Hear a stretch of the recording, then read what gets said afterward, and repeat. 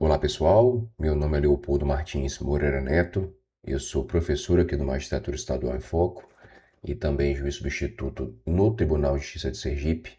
Vim aqui conversar com vocês um pouquinho sobre prática jurídica em concurso de magistratura, que é o assunto que vocês mais perguntam, tanto no e-mail como também nas redes sociais do curso, tá ok?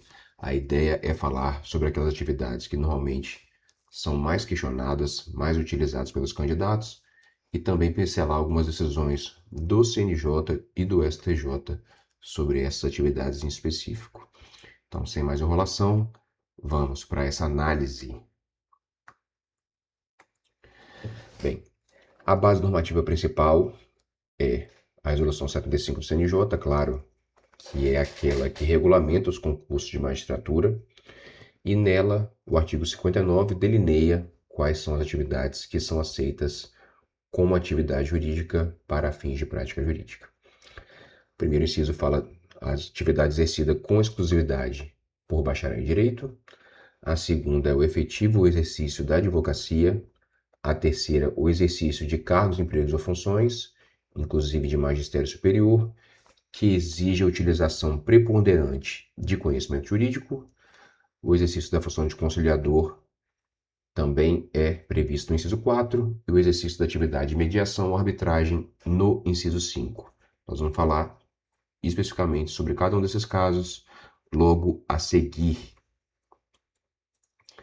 A atividade exclusiva de bacharel em direito, é claro, é a mais simples, né? Quando a atividade ela é exclusiva de bacharel em direito, como no caso do delegado de polícia, tabelião e notário, oficial de justiça, na grande maioria dos lugares, e analista judiciário da área judiciária, essa atividade é aceita através de uma simples certidão emitida pelo órgão competente de onde o agente, o candidato, está vinculado, descrevendo a data da posse e também o exercício da função. Esse aqui é o mais simples, não há nenhum mistério e também não há dificuldades na aceitação pelos tribunais, tá ok?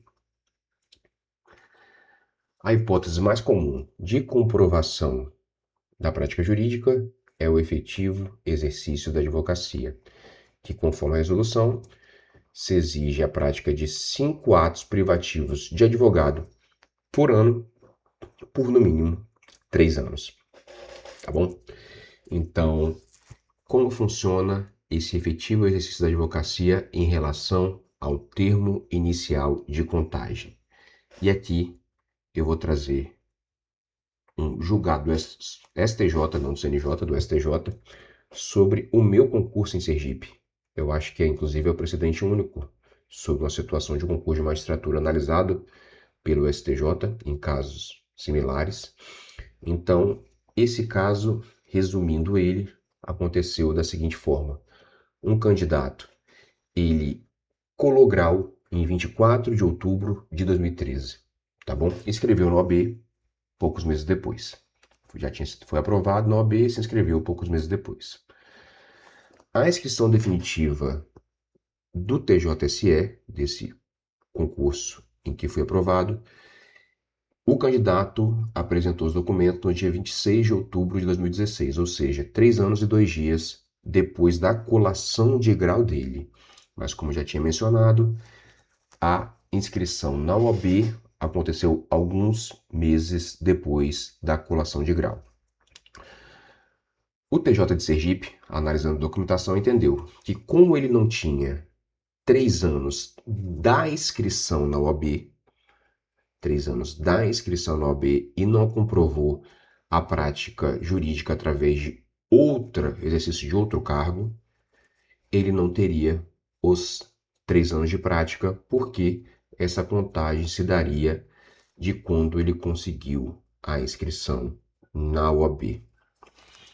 O TJ entendeu assim, o candidato discutiu judicialmente a questão, também no âmbito do TJ, que manteve a decisão da comissão de concurso, e o caso foi parar no STJ. No STJ, o entendimento foi diferente. O STJ entendeu que, mesmo que o candidato tenha tirado a OAB alguns meses depois, o termo inicial da contagem da atividade jurídica deveria ser a colação de grau. Nesse caso em específico, eu anotei aqui do lado porque tem os detalhes do caso, o candidato, ele colou grau em 24 de outubro de 2013, tá ok? E de 24 de outubro de 2013 até 23 de outubro de 2014, ele praticou 5 atos. Mesmo que ele tenha conseguido a OAB tempos depois, no interregno de um ano após a colação de grau, ele praticou 5 atos. E por isso a STJ disse, se ele praticou 5 atos no prazo de um ano contado da colação de grau, deve retroagir a contagem e, portanto, conta-se esse primeiro ano desde a colação de grau e não da inscrição na OAB. Então, basta que o candidato, nesse caso, pratique 5 atos privativos de advogado entre a colação de grau até um ano desta para que seja contado esse primeiro ano dele como exercício efetivo da advocacia, independentemente dele ter conseguido se inscrever na OAB apenas depois. Foi uma interpretação que surpreendeu a época, porque se entendia que se ele não tinha inscrição na OAB, ele não poderia contar essa atividade desde a colação, e sim desde apenas de quando ele conseguisse se inscrever na OAB. Mas o entendimento do STJ foi diferente e observado pelo Tribunal de Justiça de Sergipe, tá ok? Como se comprova o exercício efetivo da advocacia? Uma certidão circunstanciada, emitida pelo tribunal, em que você tem apontado qual foi o ato praticado e a data dele, tá ok? Então, o candidato, o advogado, Dr. Leopoldo Martins Moreira Neto, OAB 17933 do Espírito Santo, ele exerceu a atividade de advocacia no ato de processo tal, apresentando apelação na data tal, tá ok? Normalmente, os atos privativos são a apresentação de peças processuais com conteúdo jurídico, inclusive existe um precedente que eu não consegui encontrar, mas que existe falando sobre atos, eu acho que era juntada de um subestabelecimento ou procuração, alguma coisa nesse sentido, não contaria. Um ato tem que ter, um ato realmente jurídico, como por exemplo a apresentação de uma peça processual, de um recurso, de um inicial, contestação, defesa, enfim. Teria que ser algo nesse sentido para que seja contado, tá ok? Então, termo inicial da contagem é a colação de grau, desde que haja prática de 5 atos privativos de advogado até um ano desta. Atos que não exigem obrigatoriamente assistência por advogado contam? Quais são esses casos? Impetração de habeas corpus, atuação na Justiça do Trabalho, primeiro e segundo grau, e também juizados especiais.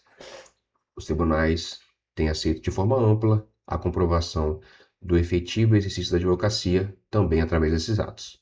Tá ok? Mera assinatura da carteira de trabalho por escritório é capaz de comprovar atividade jurídica? Não. Tá ok? A mera assinatura de carteira de trabalho não é capaz de comprovar, inclusive existem precedentes nesse sentido. Atividade comodativa, obviamente, ela conta, desde que haja a prática de atos privativos de advogado exigidos pelo edital, tá ok? Petição assinada conjuntamente com outros advogados também, obviamente, conta, afinal, o ato foi praticado por todos aqueles que o assinam. E aí, a gente passa para o inciso 3, que é o exercício de cargos, empregos ou funções, inclusive de magistério superior, que exige a utilização preponderante de conhecimentos jurídicos. Aqui, com certeza, nós temos os maiores problemas. O que acontece? Vários casos de funções foram parar no CNJ, casos individuais, e o CNJ, na análise desses casos, disse que, como se tratava de um direito meramente individual, não deveria ser analisado pelo Conselho, e aí não analisava o mérito dessas questões. Tem muitos precedentes do CNJ sobre isso. Então, o CNJ, em precedente muito recente, deixou muito claro o que também já era exposto pela resolução, que análise da preponderância do conhecimento jurídico para o cargo é feita caso a caso e pela comissão de concurso. Então, existe um grande poder da comissão de concurso em verificar se o cargo que foi apresentado pelo candidato ele realmente exige conhecimento jurídico preponderante no exercício das suas atividades, tá ok? Então a gente está vendo aí um julgado do CNJ pelo plenário do ano passado, em que houve uma consulta pedindo que o CNJ apontasse quais seriam os casos em que seria reconhecida esse cargo com conhecimento jurídico preponderante. O CNJ falou que não caberia a ele fazer isso, e sim a comissão de concurso, analisando caso a caso em concreto e não uma decisão em abstrato pelo órgão, tá ok? O cargo de nível médio pode ser considerado como atividade jurídica, mas aí depende de uma comprovação circunstanciada de que as atribuições exigem o preponderante conhecimento jurídico, tá bom? E aí a gente passa para os cargos específicos e alguns precedentes do CNJ sobre o tema. Bem, esse não tem precedente do CNJ. Assessor, o cargo de assessor exercido em gabinete, seja de procurador, promotor, magistrado principalmente, claro, ele é amplamente aceito pelos tribunais porque exige conhecimento jurídico na elaboração das minutas judiciais. Então, aqui, esse cargo em específico, sinceramente, não conheço ninguém que teve problemas para a aceitação. E a gente passa para os cargos da Polícia Civil, investigador e escrivão. Existem precedentes do CNJ sobre esses temas. O CNJ falou que investigador e escrivão, a função de per si não é uma atividade jurídica que basta para você comprovar os 3 anos. É necessário que haja uma certidão comprovando que nas suas atividades há o uso preponderante de conhecimento jurídico, tá bom? Então, por exemplo, o escrivão de polícia que elabora um parecer complexo, relatório complexo sobre atividade de um inquérito policial, enfim, é necessário que seja elaborada uma certidão circunstanciada para que efetivamente se entenda como atividade jurídica. Então, eu vou aqui colocar apenas o julgado para que vocês possam ver. A atividade policial constitui função típica de segurança pública. Então, as missões encarregadas ao profissional, ocupante do cargo de investigador em geral, não envolvem o uso preponderante de conhecimento jurídico. Especificamente, o cargo de investigador de polícia pode ser considerado para comprovação de atividade jurídica desde que, cumulativamente, o profissional seja bacharel em direito, é óbvio, é necessário que ele seja bacharel em direito, e haja comprovação em certidão emitida pelo órgão competente das respectivas atribuições e da prática reiterada de atos que exijam a utilização preponderante de conhecimento jurídico, como sempre, cabendo à comissão de concurso, em decisão fundamentada, analisar a validade do documento, tá ok? Esse posicionamento vale tanto para investigador de polícia como escrivão de polícia. Uma observação aqui que vale ser feita é: se esses cargos eles forem privativos de bacharel em direito, obviamente aqui vai se encaixar lá no inciso 1 e não há necessidade dessa certidão circunstanciada que está sendo apontada aqui pelo julgado do CNJ. Tá ok? Policial militar. Bem, aqui realmente acho que ainda é um pouco mais difícil. Depende também da certidão detalhada, das atividades jurídicas, de conhecimento jurídico, do conhecimento jurídico sendo exercitado de forma reiterada nas atividades que são feitas pelo policial militar. Normalmente esse caso é um caso que, obviamente, ser policial militar de per si não comprova atividade jurídica. Conheço alguns militares que, por exemplo, durante o período, atuaram em inquéritos policiais militares. E aí essa atividade ela foi aceita como prática jurídica. Mas a atividade policial militar de per si não é aceita, tá ok? Então, como também investigador de polícia e escrivão, depende da comprovação através de certidão circunstanciada, né? Policiais militares desempenham um conjunto de atividades que nem sempre subsumem a experiência jurídica exigida para os concursos da carreira de magistratura. Isso não exclui a possibilidade de que a atividade eventualmente desempenhada por militares seja equiparada à atividade jurídica. No entanto, a toda evidência, cabe às comissões de concurso a análise, tá bom? Então, da mesma forma, é muito importante que se tenha o exercício de atividades que exijam o preponderante conhecimento jurídico apresentadas em uma certidão detalhada e circunstanciada, tá ok? A gente vai para o outro que é bastante questionado, que é residência jurídica e estágio de pós-graduação. Bem, amplamente aceito agora pelo CNJ, tá ok? O CNJ se manifestou em um precedente, eu acho que 2023, não me recordo o ano, e aí vem tendo entendimentos reiterados sobre esse tema. Estágio de pós-graduação e residência jurídica contam desde que sejam exercidos após a colação de grau em direito e constituindo assim a atividade jurídica idônea para a comprovação do triênio exigido para o ingresso na carreira de magistratura. Tá ok? Esse aqui é o precedente inicial do CNJ sobre esse tema. Esse julgado aqui colacionado, em que se estabeleceu que é possível a utilização, é um julgado muito recente, 19 de dezembro de 2025, em que se definiu que era possível a utilização da residência jurídica para fins da comprovação em concurso, já que não tinha sido aceito pela comissão de concurso, tá ok? Vamos lá.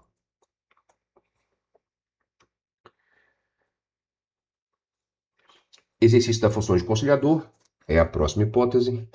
Aqui a gente tem uma hipótese que tem algumas especificidades, né? O exercício da função de conciliador, ela deve ser junto a tribunais judiciais, juizados especiais, varas especiais, anexos juizados, no mínimo por 16 horas mensais e durante um ano.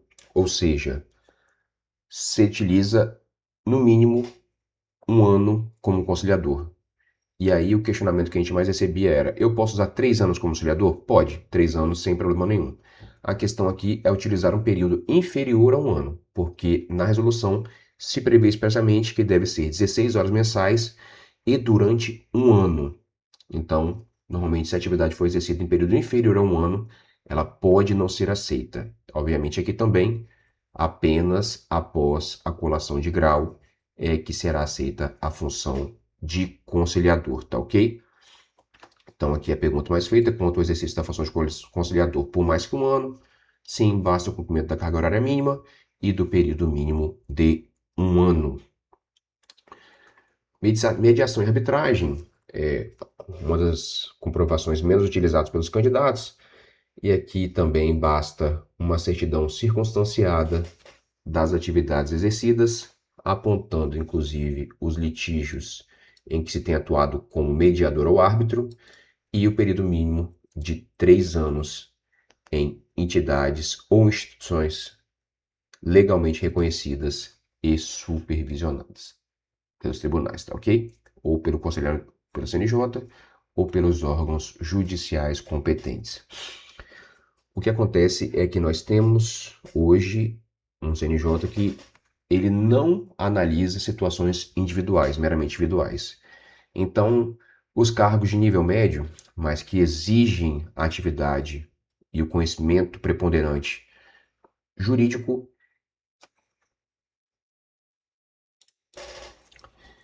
é o caso em que nós temos mais problemas na comprovação, porque depende da certidão circunstanciada e da demonstração efetiva de que essas atividades exijam esse conhecimento jurídico.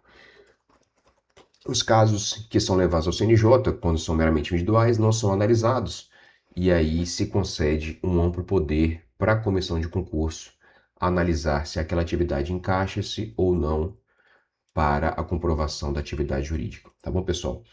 O vídeo ficou um pouquinho maior do que eu esperava. A ideia é simplesmente passar pelos casos principais. A gente tem, claro, casos específicos que eu não consegui abordar aqui. Mas se tiver algum caso que você tenha dúvida e que a gente possa ajudar, coloca nos comentários que a gente vai tentar responder buscando um precedente do CNJ, ou uma base legal normativa, ou até uma decisão do CNJ, do STJ ou do STF sobre o tema, tá ok? Muito obrigado pela atenção de vocês e até a próxima. Valeu!